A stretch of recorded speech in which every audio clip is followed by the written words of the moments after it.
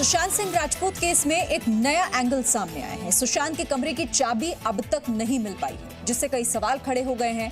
अगर सुशांत ने 14 जून को रूम अंदर से लॉक किया था तो चाबी रूम के अंदर होनी चाहिए थी, और अगर सुशांत के रूम में चाबी नहीं थी तो फिर चाबी गई कहां?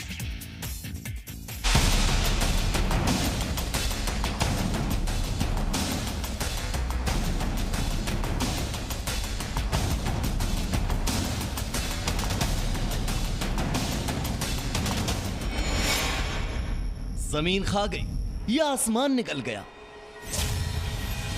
आखिर कहां गायब हो गई सुशांत के रूम की चाबी? चाबी से उलझी सुशांत केस की गुत्थी।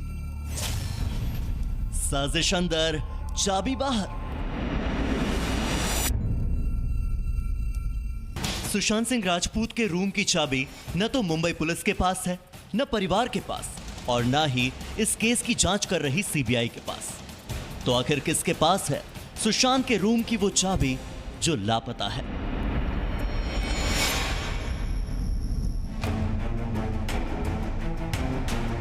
सुशांत के पिता के वकील विकास सिंह का दावा है कि जिस रूम में सुसाइड हुआ उस रूम की चाबी उसी के पास है जिसका सुशांत के रूम में आना जाना था।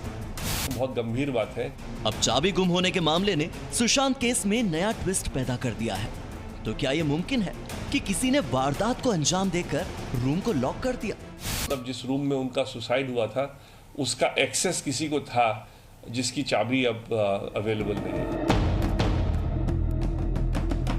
सुशांत की बहन मीतू सिंह ने जो बयान मुंबई पुलिस को दर्ज कराया है उसमें लिखा गया है कि सुशांत कभी रूम लॉक करके नहीं सोते थे। 14 जून को सुबह 10:30 बजे मैंने सुशांत को फोन किया, लेकिन उन्होंने मेरा फोन नहीं उठाया। इसलिए मैंने सिद्धार्थ पिठानी को फोन किया जो सुशांत के साथ रह रहे थे। सिद्धार्थ ने बताया कि कुक ने सुशांत को नारियल पानी और अनार जूस दिया है और वह सो रहे हैं। सिद्धार्थ ने ये भी कहा कि उन्होंने सुशांत का दरवाजा खटखटाया था, लेकिन दरवाजा अंदर से बंद था। सिद्धार्थ की ये बात सुनकर मैंने सिद्धार्थ से कहा कि सुशांत कभी भी दरवाजा अंदर से बंद नहीं करते। वो एक बार फिर से दरवाजा खटखटाएं और सुशांत से कहें कि मैंने उन्हें फोन किया था। कुछ देर बाद सिद्धार्थ का फोन मेरे पास दोबारा आया और उन्होंने बताया कि वो सुशांत का गेट कई बार खटखटा चुके हैं, लेकिन सुशांत ने गेट नहीं खोला। अब वो चाबी वाले को बुलाने जा रहे हैं।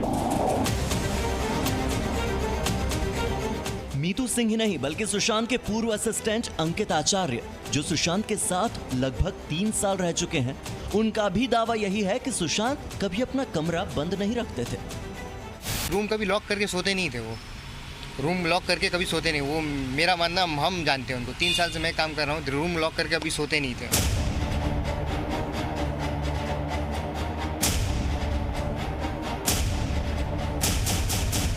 ऐसे में सवाल उठता है कि जब सुशांत हमेशा रूम अनलॉक रखते थे तो उनका रूम अंदर से लॉक कैसे हुआ? 14 जून को सुशांत के घर में उनके अलावा सिद्धार्थ पिठानी, दीपेश सावंत, केशव और कुक नीरज मौजूद था। और सिद्धार्थ पिठानी की माने तो उनके पास रूम की चाबी नहीं थी। हम ऊपर गए, बहुत कोशिश करा दरवाज़ा खोलने की, चाबी ढूंढने की कोशिश किया। Unfortunately we did not get a key to the room.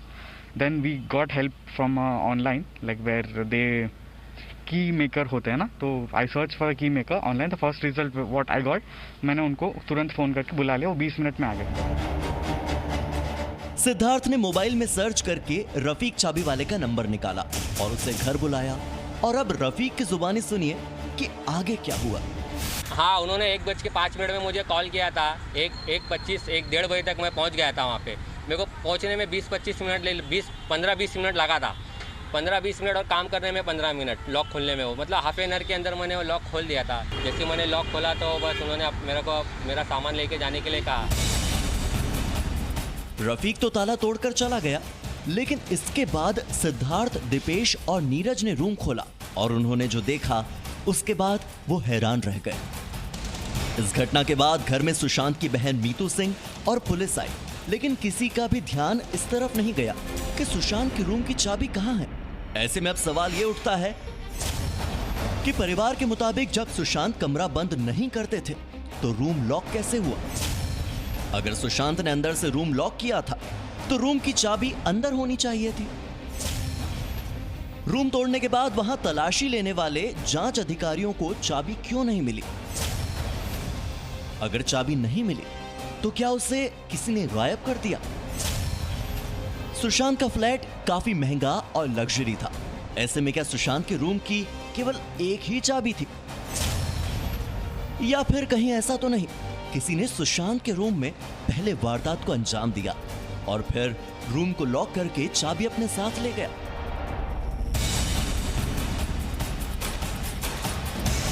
ये सभी सवाल और इन सभी सवालों के साथ वकील विकास सिंह का चाबी को लेकर दिया गया बयान ये सोचने पर मजबूर करता है कि आखिर चाबी गई तो गई कहां?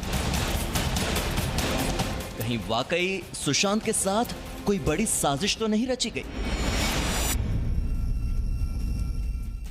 Presenting B News app, available on Google Play and App Store. Download it now.